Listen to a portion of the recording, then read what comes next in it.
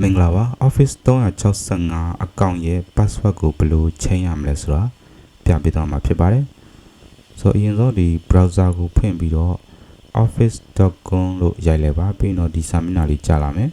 ပြီးတော့ဒီမှာ sign in ကိုနှိပ်လိုက်ပါ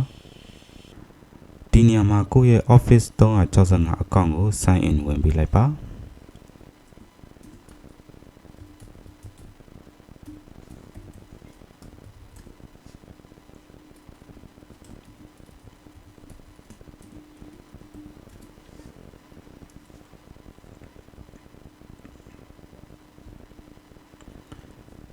အဲ့ဒါပြီးတော့ဒီစာမျက်နှာရဲ့ဒီဘယ်ဘက်အောက်ဆုံးကဒီမှာ account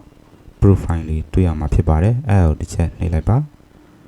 ပြီးဒီမှာ view account ဆိုတာကိုဆက်ပြီးတော့နှိပ်လိုက်ပါ change password ဆိုတာလေးကိုနှိပ်လိုက်ပါ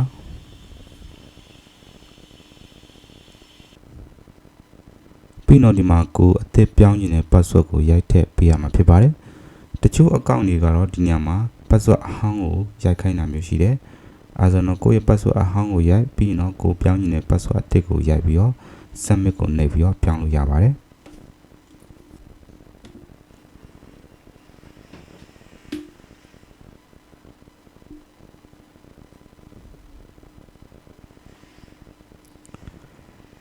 success password change လို့ပြပြီးဆိုတော့ဒါကို change လိုက်တဲ့ password ကအောင်မြင်သွားပြီပဲဖြစ်ပါတယ် done ကိုနှိပ်ပြီးတော့